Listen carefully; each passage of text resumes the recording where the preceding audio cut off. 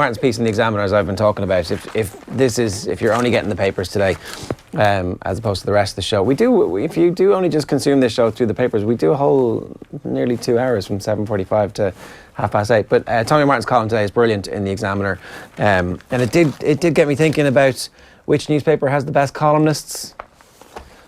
I think hands down, it's the Examiner. Examiner's strong, very strong. I don't even think it's close. I think that, like, when I see Tommy's piece, when I see Jack Anderson, when I see Paul Rouse, Quirk and Shannon, I'm like, I always read all of them. Yeah. But there's loads of other columns you're like, oh, that looks like it could be interesting. It depends on, it kind of, I suppose it depends from the other papers who's writing them, but... I guess having a full supplement helps. Yeah. It actually... That forces you to put stuff out there, and over a period of time you're like, well, we need to make this good, and they've just done it. They have a great collection. So Conor Murray is obviously the lead story in the Examiner, stepping up in the rain. IRFU forks out to tie down Munster star Murray until 2022. No speculation in the Examiner, on their front at least, about just how much money Conor Murray is making. And it's not in any of the headlines in the Examiner, so they're being very nice. They're not like, you know, all the other papers, and I'll get to those. I may as well just do the Murray headlines now, because everybody wants to know how much money he's getting paid, right? It's a weird thing, but like, wow, how much money? 2 million. Cool 2 million is what he's like, oh, come on, lads. Do that one, the headline? Murray seals new $2 million deal to stay with Munster. It's $2 million over 3 years is the speculation. It's a closely guarded secret, apparently, but everybody knows what the not that closely, it turns out. So Rory O'Connor has the story. More than 700 grand per season. I suspect there's one reason why we know that it's €2 million, and it's, I think, is it Rory that carries the line? I think a lot of them have that line this morning, and Jerry has it that the IRFU are stumping up all of the cash. Yeah. So if we're having to get out to the IRFU aren't tight, and that they are parting with €2 million of their own hard-earned money, then, you know, so be it if that news gets out there. Murray turns back on 1 million deals to stay, is the way the Times Ireland edition are reporting this morning, basically saying that he could have got £1 million a year in France or in England. And you can see, I would say, one of the English clubs in particular who are spending big cash on, so maybe Wasps, for example, I think are spending 1.6 or 1.7 million on the all black out half they have at the moment. He's going to play against Leinster this week. His name momentarily escapes me. He's getting like 800 grand a year, and you're adding in Conor Murray, potential Lions captain next time round, to that mix. A fairly explosive opportunity for somebody like Wasps to have somebody. Tommy's just whispered the name sweetly in my ear and then gone, I don't know how to pronounce it. Thanks, Tommy. Come on. And we can all see the name written down. Yeah, but the point about that is that, like, he did definitely, I would say, turn his back on £1 million a year from other teams to stay in Ireland. So despite the fact that, you know, he's doing all right at the 2 million, we still should not be like, oh, look at him, he's getting 2 million. It's like, well, fair play. Definitely not. Fair play is right. Yeah. Murray deal puts him in Ireland's top pay bracket, but not maybe the best paid. Maybe there's somebody else like Johnny Sexton still getting paid more. It's hard to know. And then low by name, high in impact for Leinster.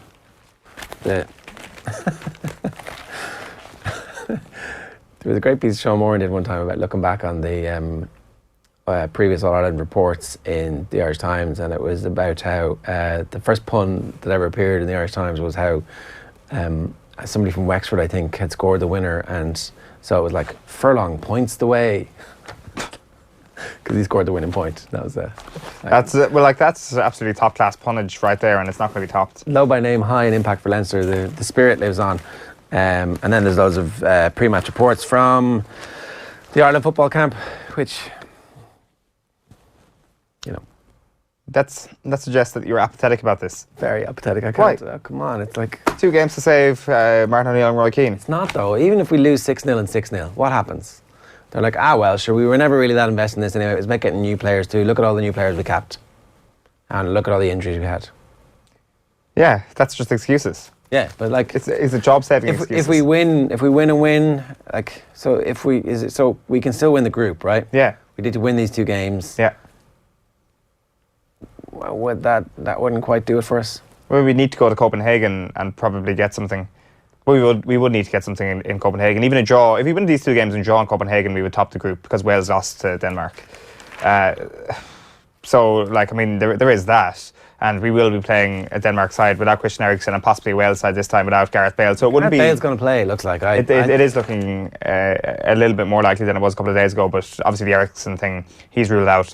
So, like, stranger things have happened than Ireland getting 6 points here in Dublin against what is now an average Denmark side and potentially a more average Wales side. I know, like, they've got plenty of other options from Ramsey Dampadu, but... Lima Sapoaga is the Wasps player who is here doing his little bit of trickery and skills, and that's where he's talking about moving to Wasps.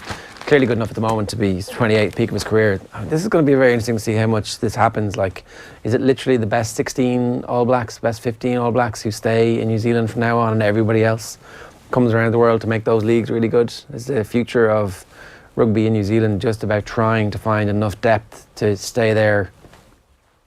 I think rugby's gone through a very interesting phase in the next couple of years anyway. Yeah, certainly the sort of overhaul of Test rugby that they released a few more details of yesterday as well. Kind of this sort of League of Nations that they're going to do every other year, like obviously avoiding the World Cup years, and then potentially I think avoiding the Lions years as well, where you've got 2 conferences of 6. Isn't it 6? Yeah, 2 conferences of 6. So the Northern Hemisphere Conference and the Southern Hemisphere Conference, and then it goes to like a top 4 playoff series and things like that.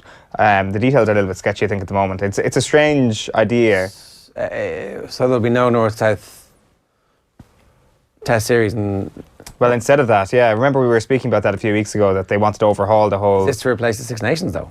Well, I don't know. I'd be very surprised if it did replace the Six Nations. It'll be done over kind of like the one block of an international break, as they wanted to call it, in the summer. But then do you maintain your other international break for the Six Nations?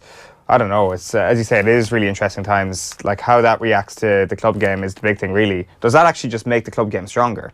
I mean, that might be the end result here, accidentally. Accidentally, exactly. Back page of the Irish Daily Mail is, I'm staying put. Murray's deal ends rumours of move away, while the Irish boys are up and running. The under-19s beating Bosnia-Herzegovina 3-1 yesterday, while Longdowd puts rookie strikers in the frame. So Shane Long forced to skip Republic of Ireland training yesterday. We're down to the bare bones of strikers at the moment, but I think, the opportunity knocks is what we should be saying here. I think there's a total of 18 Republic of Ireland goals scored between all Ireland strikers in the squad right now, and 17 of them have come from Shane Long. So, like, it's more to do with novice strikers around him rather than the fact that they're crap, to be quite honest. Like Sean Maguire being back in the frame, big opportunity for him. Back page of the Herald then this morning is Bale in race to face Irish. So Giggs reveals that the Welsh superstar is 50-50 for Dublin trip as Danes ban media from open training. Another story in the Herald, and we've been speaking about this week, is that there's a special investigation into Irish soccer being in crisis, supposedly, and Richard Dunn has been contributing. So part 3 is 3 ways to save soccer in Ireland, and Richard Dunn has given us a 3-step guide to how we can save the sport here. So the first one is focus on football in schools. So he says, you hear about street football and it seems that has gone in Dublin anyway, which is sad, but if kids can get that kind of football even an hour in school and after school club where they can stay on and play, talks about parental supervision to set up systems like that, not a bad idea. Second one is more of our young players should compete in Europe. So he talks about the good schoolboy teams in Ireland should be going away to play the likes of Chelsea and Barca and PSG. They should be playing in those cups like the Iber Cup, that's what it's called, isn't it? The one which involves all our Spanish schoolboy teams. So, when they go to the Premier League at 16, they've already played an under-13s tournament against the top European teams. Yeah. And they know how hard the graft is going to be. There are some of those tournaments in Ireland, obviously, so... Well, they are. He mentions that, and that they're being an All-Ireland champion is obviously a very proud accolade for anybody. Yeah. But this is the real test of your mettle. He says that we've always looked at the Premier League and England, but we should look at other options. If you're a professional footballer, you can play anywhere, and maybe you'd be better in Spain or Holland than in League One, which echoes exactly what Ruud Doctor was saying in Monday's newspapers, something I personally agree with as well. And then finally, just a mentality shift is what Richard Dunn advises. Footballers come in generations. We had a great crop that came through at me around 97 to 2000, and there's no reason why we can't hope to have that again. We can't just set our sights on just producing championship players. We can't just let the heads drop and say we will try and produce for championship level, because if that doesn't work, what next? We'll say we'll try to get players in at League One. Keep aiming for the top. Give kids the belief that they can get to the top, which I think is fair enough. I don't think anybody would disagree with that.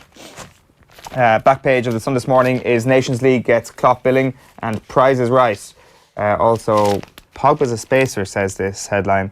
Paul Pogba has admitted Jose Mourinho was right. He did lose focus after France won the World Cup. And Jack McGrath says Ross Moriarty was talking bollocks when he said refs give Johnny Sexton special treatment. Back page of the Irish Daily Star is Shut It, James. Reid reckons McLean has too much to say. James McLean has been urged to keep his mouth shut and do his talking on the pitch, says Andy Reid. I mean, he's like, the headline and what Andy Reid says, or Andy Reid might be a bit more gentle than the shut it. He's a bit more like, maybe, you know, there's no need to talk about these things in the build-up to a game. It doesn't really surprise me that he has come out and been in the press again. He's probably got a little bit, he's probably got a little bit too much to say, is his line here in the first place. I don't think he should have come out and said it in the first place, if I'm being honest with you. He's not exactly a Robbie Keane or a Richard Dunn or somebody like that who has been that good for Ireland, where he can afford to come out and criticise players. Well, it's strong enough words from Andy Reid, to be fair. I mean, it is true that James McLean playing for Ireland is far more important than James McLean playing for his club. Like, we really need James McLean way more, and he is a leader for the team, so maybe that's it. But he doesn't have the club career behind him that the three lads mentioned, and that's also true. Yeah. Back page of the Mirror this morning is I fancy a club job. Keane reveals he wants to return to day-to-day management soon. While the big story this morning, Ger, Villains get Terry in as number 2. So Dean Smith, who's been poked from Brentford ruthlessly by Christian Purslow. A Villa fan as a child. That's all that matters. You what? He was a Villa fan as a child. John Terry was? No. Dean Smith? Dean Smith. And John Terry's going to be his number 2? John Terry's going to be his number 2. So are you happy with that? I mean, the Dean Smith, you know, you find a manager who has been successful at the level, who understands exactly what's going on, who seems to have a good reputation. It makes sense. It's not the Marcelo Bielsa. No. Ooh, let's go and get one of the best names in world football. It's not Thierry Henry.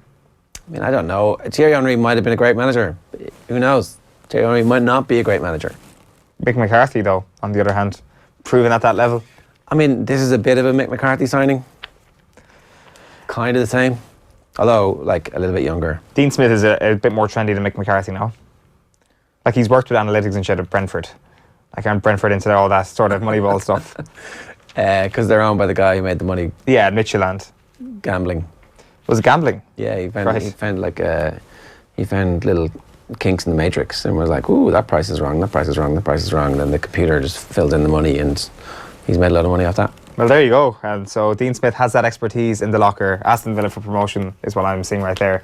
Back page of The Guardian this morning, I was just drinking and drinking. Ben Thornley, lost star of Manchester United's class of 92, on how he hit rock bottom and then battled back. And then championship under threat. Leeds owner calls for Premier League 2 to prevent crisis. So basically that's to do with TV money. The championship is not making enough cash off television, and the Leeds owner is calling for that to change. The irony of that is that the Leeds owner may be involved in that very exclusive pool of Premier League clubs next season. Maybe he should just wait one more year and just be sure that they're not getting promoted. And this is the type of thing that you're forward planning. I mean, look, the Premier League has not necessarily been a force for good for football in England, but as a global entertainment business, it's working out all right. Mm-hmm. This is an interesting one. Front page of the Daily Telegraph sports section. Cuddly Joe Marler, who didn't punch people in the head on purpose just so he didn't have to go and play rugby. Cuddly Joe Marler. Look, he's got children, and now he's using his children as a shield against all the bad things he's done in his life. What's going on here? No more waving goodbye to the family, says the headline. A couple of lines on this. So Mick Cleary in the Telegraph has interviewed Joe Marler, and he talks about the anxiety that was building for 2 years. He said that he's never belonged or felt that he belonged with England, that he should be there. Even before my debut on the tour to South Africa 6 years ago, I didn't know if I would be able to go through with it. I've never taken myself seriously. Rugby has always been about enjoyment, and suddenly, hey, this was serious stuff. True, I did work my, I think, tits off. They've blurred out half the word to get there, and I like to think I continue to do so. But there would be huge anxiety as to anything to do with England when it approached. This is an interesting line, actually. I didn't think they'd actually chat about the Gypsy Boy slight that he threw at Samson Lee a few years ago, and he subsequently received a ban for. So he's expressed publicly his own inner anxieties on 2 high-profile occasions. He talks about that slur and which earned him a 2-match ban and a 20 grand fine from World Rugby. The Ferrari weighed heavily and caused him to withdraw from England's tour to Australia that summer, saying that he would keep thinking the whole world was against him. He said yesterday then that was a big turning point. There was such a lack of enjoyment, which is why I pulled out of the tour. It was something I'd never experienced before. There's no textbook about how to deal with being banned for a racist comment in a rugby match. There sure is no textbook for that. I mean, just be a decent human being. Don't be an asshole. Imagine if there was a textbook for that. If you are a racist, follow these 5 steps. I mean, that would be a best-selling book if people were interested in not being racist, because there's a lot of racists around at the moment. That's true, actually. You should get on that. There's an idea for you to steal, Ger. I don't want to steal your idea. You because there's been enough of my ideas stolen today. Yeah, well, we should talk about this. So Johnny Cooper is in all of the newspapers saying that he thinks that it was a compliment that he was compared with Sergio Ramos by Owen Mulligan. So the newspapers, he was doing a thing for Sky yesterday. He's a Sky ambassador. And he's like, I mean, yeah, Sergio Ramos. I guess Owen Mulligan's being nice there. I guess it's a compliment, but I've never set out to be nasty. You are the first person who ever compared Johnny Cooper to Sergio Ramos. You know, what can I do? When you've got good takes, they just get stolen. Was it a compliment? Of course it was, yeah. I said that you would want him on your team. I would want Sergio Ramos on my team. I would, if there was a transfer market in GEA, Johnny Cooper would be up there. He's a guy you want in your side. It's of course it's a compliment, big compliment. There's great speculation about the Dublin senior hurling manager's job. Like, it's a 3-way battle now, as opposed to this kind of shoe-in 2 from 3 deal. What have we got? Matty Kenny, Anthony Cunningham, Anthony Daly? Yeah.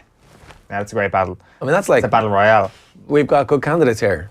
How will they decipher which is the most superior hurling man and all of that? Like, there's obviously an inclination that Matty Kenny will feel that he should have got the job this time last year, and that they might give it to him on that basis, but that doesn't seem like a good enough reason to give a job to somebody. If Matty Kenny can walk in and go, Conor Callahan's going to play hurling this year, lads. Well, that's it's like sealed. Yeah, that's it, isn't it? It's like that's the deal. It's like, would he give up the right to be on a 5-in-a-row team to come and play hurling? Well, obviously not. Maybe next year. I can guarantee you, lads. Well, the thing is, obviously, with from Conor Callahan's perspective, is that Kula are out, and is next year the year where you've got to put all your money on him being Footballer of the Year?